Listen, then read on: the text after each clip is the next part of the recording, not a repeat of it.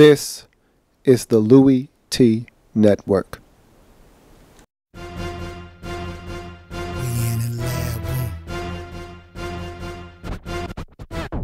Man, I love some football. Man, I love some football. My favorite week is week 1, cause I'm watching football. First comes the preseason, and I don't take a day off. And then it gets even better when your team makes the playoffs. 32 teams go hard for one thing.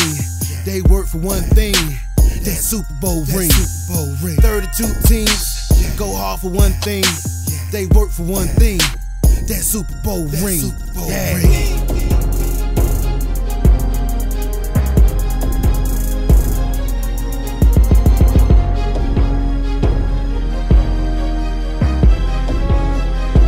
We in the lab room.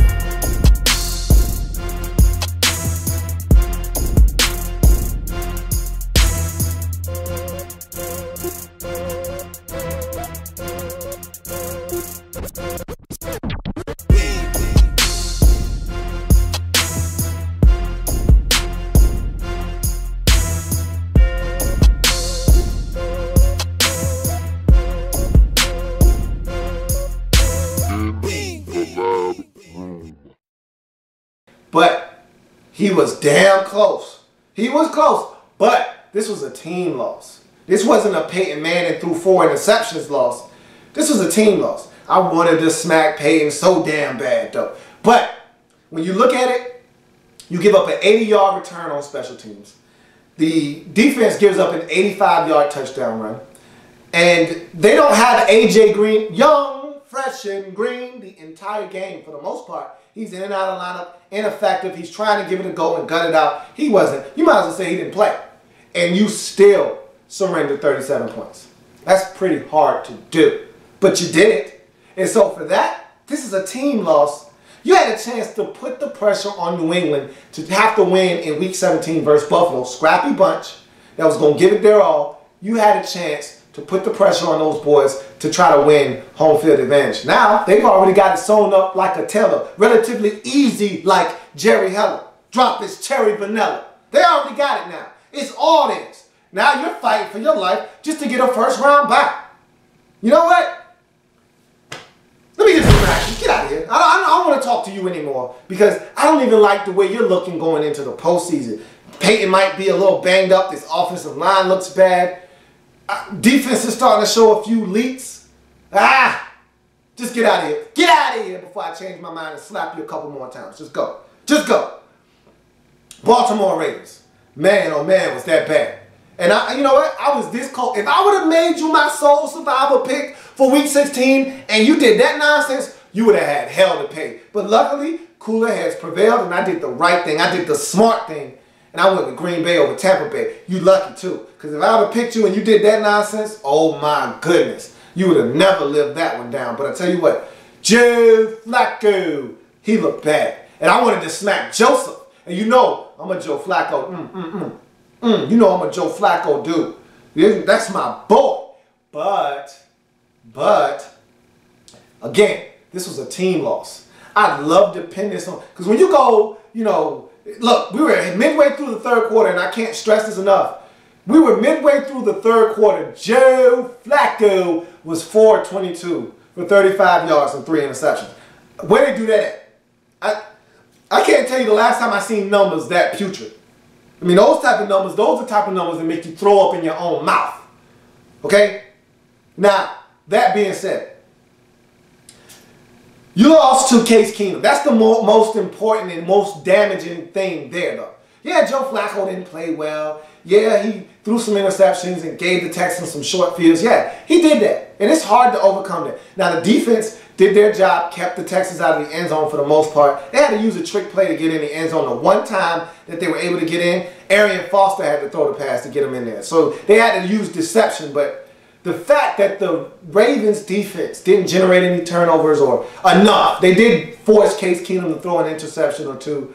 They didn't generate enough turnovers. They didn't do enough to affect the game. I needed the Ravens defensively to step up, take some of that pressure off of Joe Flacco and the offense, and give them some short fields with Case Keenum at quarterback. First play of the game, the Texans showed up and said, hey, just so you know, We're not coming out here and babysitting Case Keenum. It won't be 37 Arian Foster and Alfred Blue attempts on the ground today. We throwing the football. First play of the game up top to the one and only DRE for a big gainer. That let me know quickly these boys aren't playing with the Baltimore Ravens. And the Ravens didn't know what hit them in this game. They lose the football game. 6 field goals, 25-13. Goddamn, Baltimore, you don't want to go to the postseason? After what you did against Miami, you went in there and spanked those boys. I crowned you an AFC playoff team. I said this team is gone. I don't know who else is going. Who's going to win the wild card? Baltimore's getting in there. And then you do that? Man, that's whack. And when you whack, you get snapped. You still might make the postseason. But I'm going to tell you right now, you do not have my endorsement. I am not signing off on the Ravens getting to the postseason. I'm going to take San Diego over you when you do nonsense like that. The football gods frown upon tomfoolery. And that nonsense you did in Houston was tomfoolery. So you're not going to the postseason. Get out of my face. And finally, last but not least, goddamn Indianapolis Colts. I'm especially pissed off at the Colts. You know why? Because I had it all mapped out. Okay? As a Redskins fan, first and foremost, you know I want Week 17 versus the Dallas Cowboys to mean something. My season has been over, so I don't have much left to cheer about. I don't have much to look forward to. But I got one more game versus the Dallas Cowboys, and goddamn it, I want it to be for the division. If I can impact the Cowboys season in Week 17, then you know I want to do it. Okay? Now, by no means am I no hater. Congratulations to the Cowboys. We gave them an early Christmas gift by beating the Philadelphia Eagles, but that was with the understanding that the Indianapolis Colts were going to show up in Week 16, beat the Dallas Cowboys, and give me a chance to have a meaningful Week 17 matchup. Now, the Cowboys still need to play their players. They still got an outside shot at the first round bye. It's not the same. But you know what? This isn't about me. This is about the Indianapolis Colts showing up with some pride. And that garbage that you put forth in Week 16 at 4:25 on my television screen was trash. All right? Downright despicable. And for me to have to sit there and watch 60 minutes of ass whooping. You didn't even show up. I don't know who those dudes was. The guys that were in the blue with the white, with the U on the helmet, with the damn horseshoe on their helmet. I don't know those boys. Number 12, who is he? Is he damn sure on Andrew Luck? Number 83, who is that dude? He dropped all them damn passes. Who the hell is Dewey McDonald? He ain't got no goddamn farm. E-I-E-I-O. Get out of here, man. Get your fucking ass out of here. And you want to go to the playoffs? Do it. You better blow Tennessee out Week 17. I know that much. Because right now, you should have lost to Cleveland on the road. That was an ugly win. The Texans, if they didn't have all those issues at quarterback, they could have beat you 2 weeks ago for the division. And then you show up in Dallas and do that. I don't like the way you playing football. And you trying to come in and make my playoffs funky. And I won't allow it. Get out of here quick before you make me mad. And that's going to do it for PDX. Week 17 edition. We'll take another break and then we'll come back. And we'll jump into supply and demand.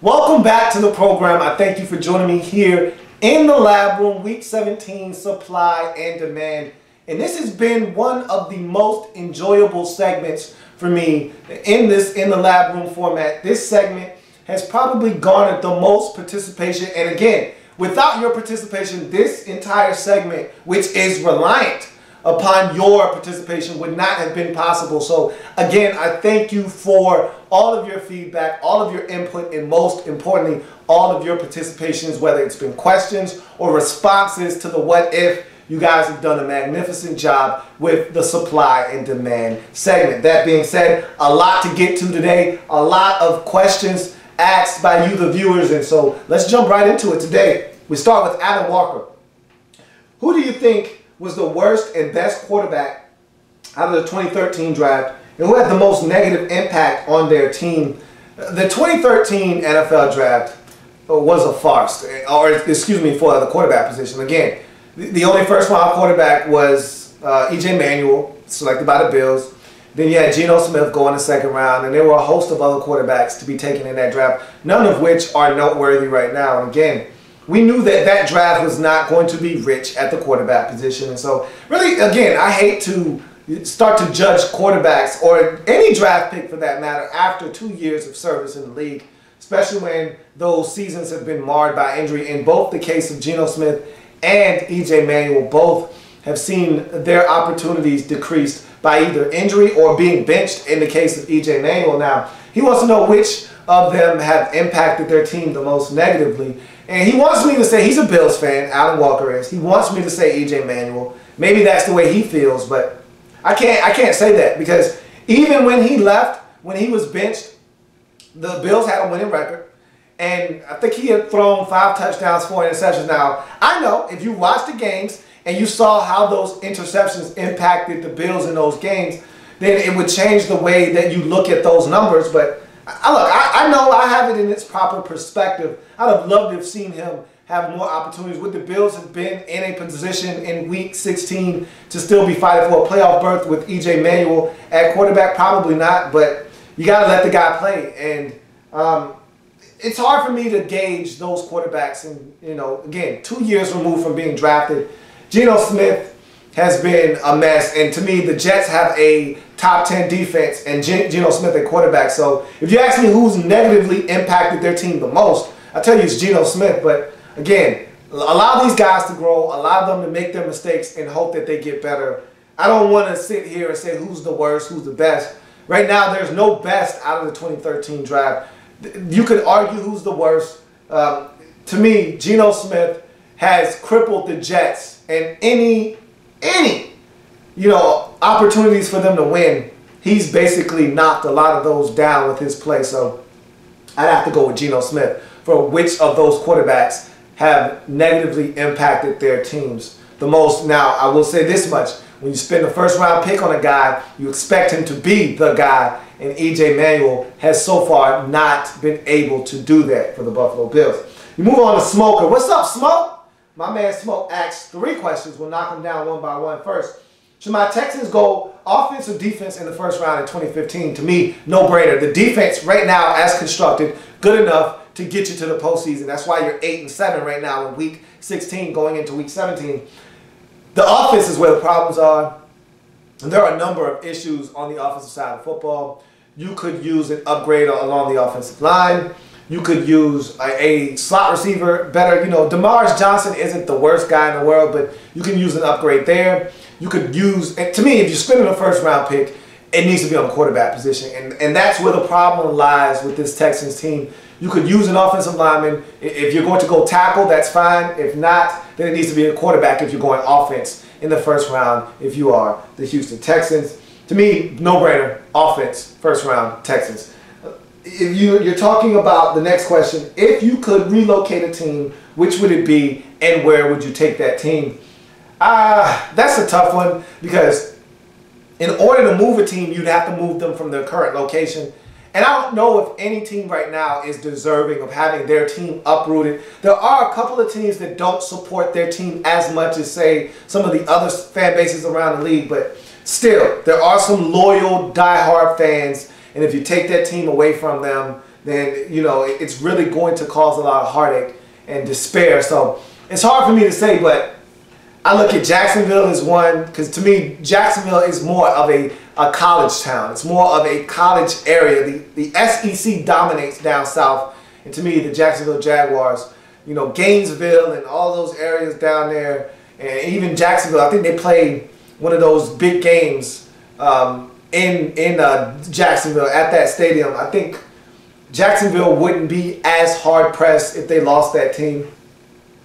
But I think that if you ask me who should be, it's the Raiders. To me, I love the fact that the Oakland fans are so supportive and all that, but the Raiders never sell out. And I know it's tied into them and the lack of success, but despite all the diehard fans there, the Raiders don't sell out. They don't get the job done there. They need a new stadium. They're not supporting their team enough in Oakland as it is right now. Just to move them to Los Angeles, to me, would be the best thing for them. It would fix a couple of problems. You'd get them a stadium. You'd get them a different fan base. Now, I'm not saying that the LA fans are much better than the Oakland fans, because the LA fans are very, fair weather fans. If they're winning, they're there. If they're not, they're not. So it's hard for me to say, but if I had to take a team, it'd be the Raiders. And how could you not have a team in arguably the biggest market in all of the United States in Los Angeles? There should be a football team there, and I think that will happen soon enough. Which GMs do you think will get canned? That's a very convoluted question, because, again, you're talking general managers. You're talking about a position where you can always find a way to find some blame to be placed somewhere else other than the general manager, unless you're talking about a roster that doesn't have enough talent. In that case, then the fingers point directly to the general manager. But in this season, you really haven't seen a lot of teams lose just because of their roster. And if you said to yourself, hey, if they made this move or that move, then yeah, this guy could be fired. If they would have done this or done that, or if they didn't make that boneheaded trade, then this team would be in a much better position. I look at a couple of GMs, though, that I think could be maybe on their way out. You don't know. Two come to mind right off the top of my head, and then a third could be on the hot seat, depending on who you talk to. First guy on the list is Reggie McKenzie in Oakland. Mark Davis has not given him a vote of confidence. He has not come out and said Reggie McKenzie is safe.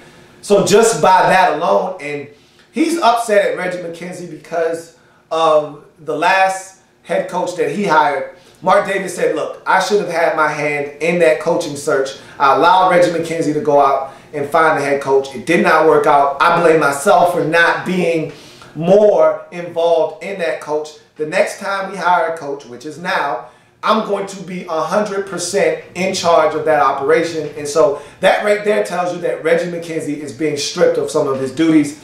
And you look at this Raiders team, I thought he actually did a magnificent job in the draft last year, but free agency was not that strong and kind to the Raiders. But then again, they're the Raiders. Who are you going to sell on coming to Oakland? If I'm a big prize free agent, I don't have to go to Oakland. That's my last destination.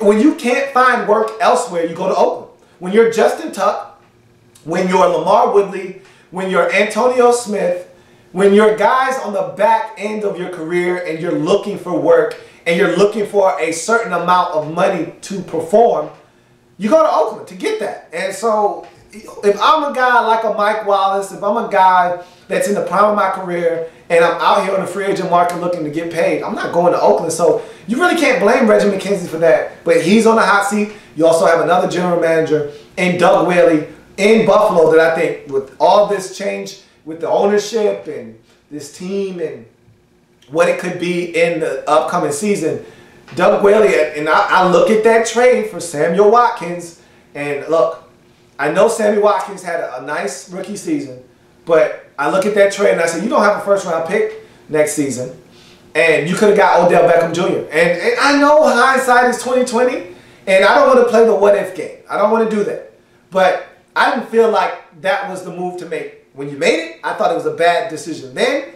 And now looking what a guy, and I said Odell Beckham Jr. to me was the most polished and NFL-ready receiver in the draft. Now looking at it from a different perspective, I don't like it now. And I didn't like it when you made the move. And now you look at this team, you look at E.J. Manuel, and you look at your head coach Doug Marrone. These are all Doug Whaley decisions I'm not saying, I'm just saying, I said that E.J. Manuel and Doug Marrone were tied at the hip. Those two are tied at the hip of Doug Whaley. If those two don't work out, then neither will Doug Whaley. So he's another guy to watch out for.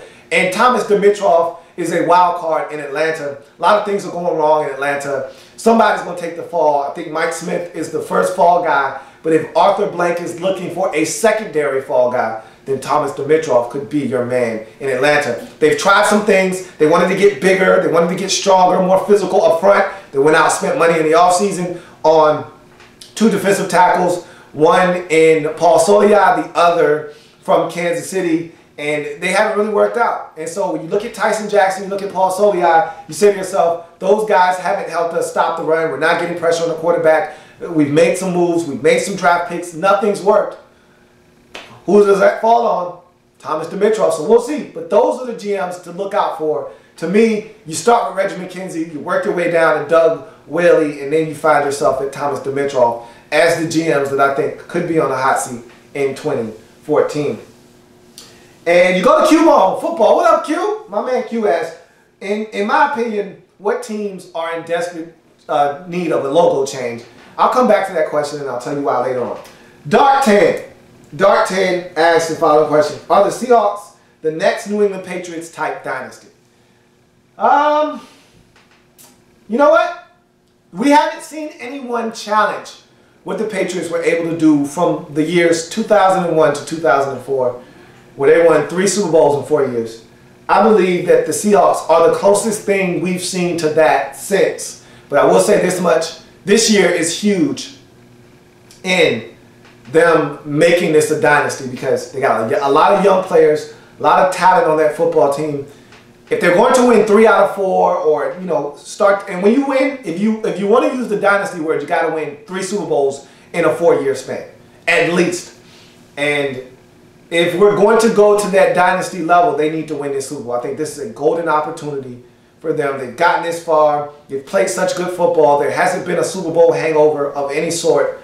You need to take advantage of this. You could have home field advantage throughout the playoffs again for the 2nd consecutive year in the NFC. If you're the Seahawks, you got to take advantage of that opportunity. And to me, yes, they are the closest thing we've seen to that New England Patriots dynasty. And we'll see what happens, though. This postseason will go a long way in determining whether they're going to follow in the footsteps of the Patriots or kind of fall by the wayside, and we won't be able to use the big D word when talking about the Seahawks. We'll see.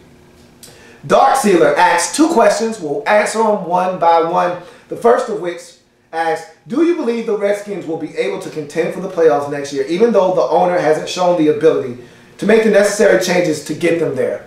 Hard question to answer. You really can't say, because you don't know what the offseason holds. Will they fire Jim Haslett? Will they actually get a real player and scout personnel director? Will they actually remove the GM title from Bruce Allen and get a real GM, or will they make room for a player of personnel to come in and actually pick the players and give Bruce Allen a vice president of order operations title? We don't know what the offseason holds for this Redskins team. There are a lot of changes that need to be made. There are a lot of roster changes, a lot of front office changes that need to be made. There are a lot of coaching changes, or at least one in particular on the defensive side of the football that needs to be made. We don't know if any of these things will take place. And so with all of those question marks, who's the quarterback? Will we draft a quarterback? Will there be a solution at the quarterback going into the season? We don't know. The answers right now aren't prevalent. There are too many questions, not enough answers. So that question cannot be answered right now as it stands. We haven't even gotten out of 2014 to ask will they make the postseason in 2015. That it's just too far in the future to look to be able to answer that. Do you believe that the Raiders will ever be able to turn it around with Mark Davis as their owner, or will they continue to be bottom dwellers just fighting to be competitive in the league? Look, Mark Davis has a plan, and I tell you what, this is the most important offseason for the Oakland Raiders in recent memory, okay? Here's why. They're trending in the right direction. They've got some young talent. I think they had an excellent draft last year. I think it would be a mistake to get rid of Reggie McKenzie, but that's just my honest opinion, because he did what he's been. Look, Reggie McKenzie came from Green Bay. What do they do in Green Bay? They draft well. They don't go out in free agency and spend a boatload of money on guys. They keep it in-house. And so he's doing the only thing that he knows how to do, which is go out and acquire talent through the draft. And he had a home run in the draft last year. And with that being said, I think the Raiders have some talent on their team. They need to build with more talent by getting more players through the draft. But where they're going to make their mark this offseason is at head coach. And if they can get Jim Harbaugh, and we know the Raiders have been swirling around Jim Harbaugh, and those two have been linked together with him probably being on the outs in San Francisco. If they can get, and Mark Davis has been in close contact. Now, you know it's tampering. He can't actually talk to Jim Harbaugh, but he's been putting out feelers. He's been talking to his handlers. We know that he is in discussions with Harbaugh's people about bringing him to Oakland. And I think you'd be very naive to think that he's not in a position to strike when he does, in fact, leave San Francisco. If they can get Jim Harbaugh, they are so close to turning this thing around in Oakland. It's not even funny because that's the first piece. And Mark Davis has already said, I want a head coach with experience and pedigree. Where are you going to get that? Nobody wants to coach the Raiders. If Jim Harbaugh takes that job, he will give instant credibility to a fallen franchise like Oakland. If he doesn't take the job, who are you going to get? Who are you going to get? That's the question. And so, yes, the Raiders can turn it around with Mark Davis, but they need to get the right man in charge, and that could be Jim Harbaugh. We'll see what happens. We'll know a lot more about this Raiders situation in a week's time. Come back this time next week, and we'll know exactly what's going on in Oakland, because either Jim Harbaugh will be their coach or he'll be coaching in Michigan. And if he's coaching in Michigan, the Raiders are back to square one. Those are all the questions. Great questions. I thank you for your participation. Now let's answer the what if from last week. Got several responses, and I'll just give you a quick synopsis of what last week was. I gave you the scenario. You were the GM of a football team, and you're just coming off of a 9-7 9-7 postseason run. And when you got the team, they were a 10-6 ball club. Coach missed the postseason, and he's a buddy of yours, so you thought this was going to be a great experience working with somebody that you know and trust. You get there, and you have two totally different philosophies. He's doing things totally different and opposing to the way you want to do them. And so, really, you would love to fire this guy because you want to start fresh. That's why you came here. You want to start over and kind of get this thing on track the way that you want to. Well, he's having success. The players love him, and so does the fan base. They went to the playoffs at 9-7 last year. And so, you would love to draft a first-round quarterback. He wants to draft an outside linebacker / defensive end in the first round. What do? Do you A, fire the head coach, which seems like the most unlikely of possibilities here, and start over the way you want to? B, which you've gotten the owner's blessing to do so, but just know that the owner does like this head coach, the fan base likes this head coach, and the players like this coach. And if the guy you hire doesn't work out, you're going to be fired. So know that. That's A. B, you could go ahead and draft the quarterback that you like in the upcoming draft. You've been watching him for a while. You think he's the difference maker on this roster. But the coach doesn't want him. And the coach doesn't want to play him. He wants to play his guy. Or C, you could draft the outside linebacker / defensive end. He could be a game changer for you. He could be what the game is missing on your defense and could help you. You might still be lacking at the quarterback position if you don't take the quarterback. But for the best interest of the team, do you go with C, option C? Now, to me, I'll give you my answer quickly. This was a trick question. Okay, you can't fire the coach. Not after he's went 10-6 and 9-7. That's dumb. You do that, and you look like you're incompetent, especially if the next guy comes in and you don't have immediate success. Now the fingers start to point at you as the problem, and you'll probably end up getting fired. So you can't do A. B would cause too much turmoil in the locker room. We've seen in San Francisco, general manager, owner, and head coach need to all be on the same playing field. If you're not all on the same playing field and it's not all level and there's some kind of off balance there, you're going to have problems like we've seen in San Francisco. You can't go with B. Really, the only option here is option C. I would love to fire the coach and go with option A, but you can't do it. You can't do that.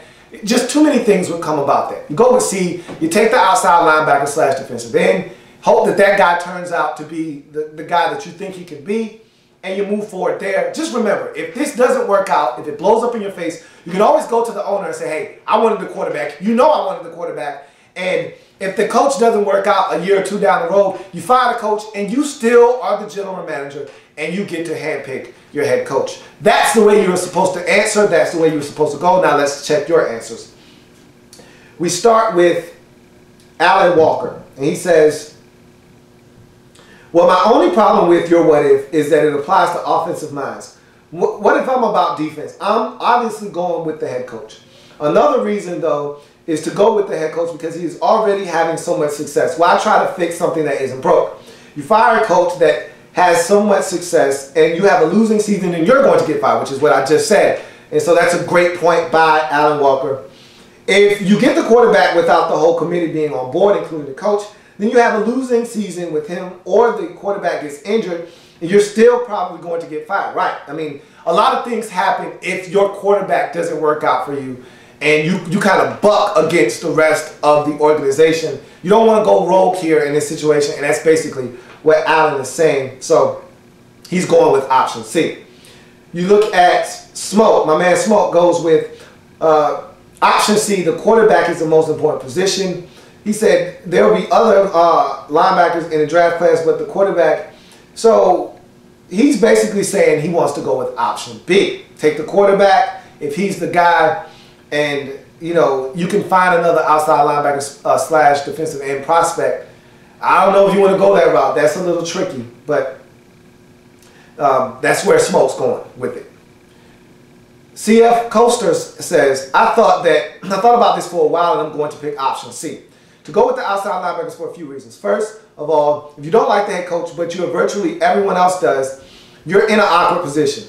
Option A is out of the question, absolutely. Because if you find a way to fire him, then the team does better the following year. Who will absolutely everyone place the blame on? Absolutely. The GM is getting the blame. That's what I just said. As for option B, if there was one thing I learned from last year is that a good defense should prevail over a good offense.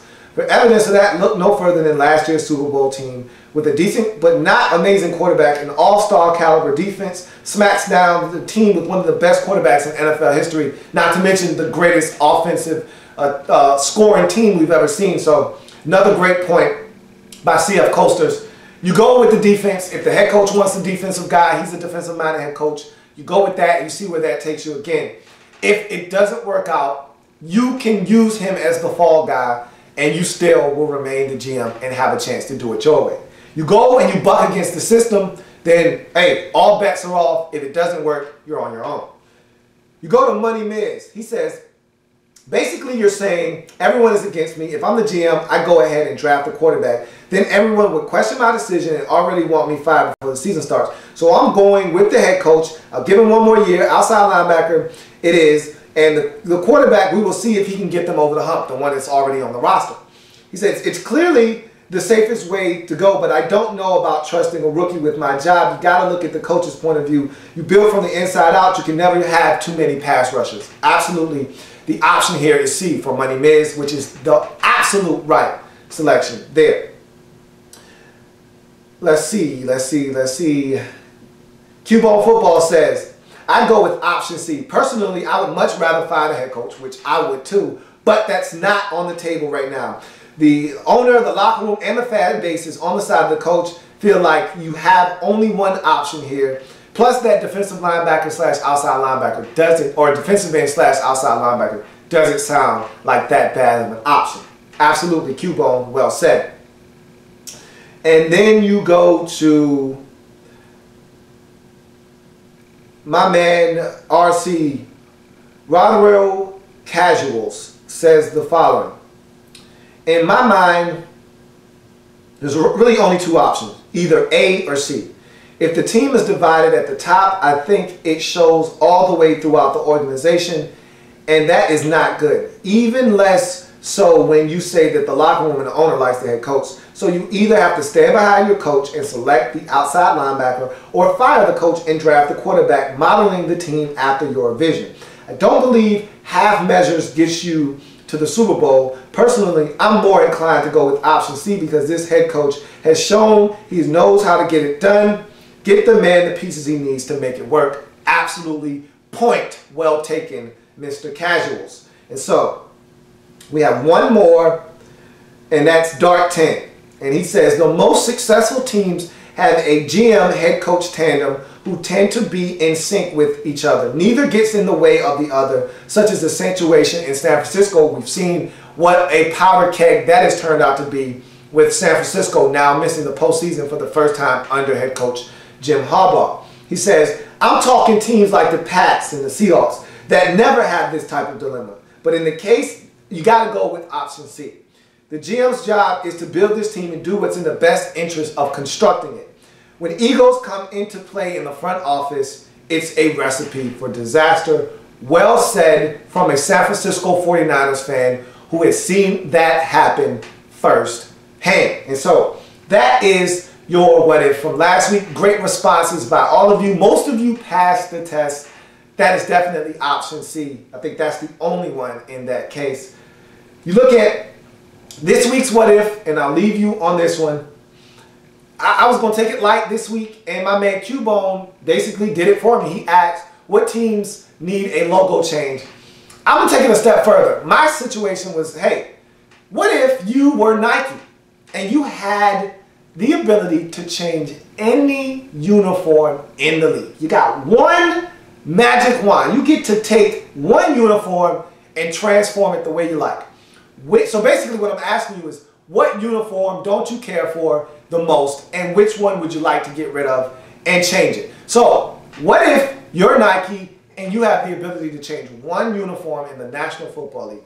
Which uniform would it be? All uniforms are on the table. Nobody's off limits. Even if you want to go after a legend uniform like the Steelers or the Packers, have at it. It's your magic wand. You work for Nike. You have the ability to do what you want to do. You've got the praises of the league and anybody involved. One uniform, you transform it. Which one will it be? I'm out of time. I'll see you next season here in the lab room. Have a good one. Thanks for the support. See you in week 17.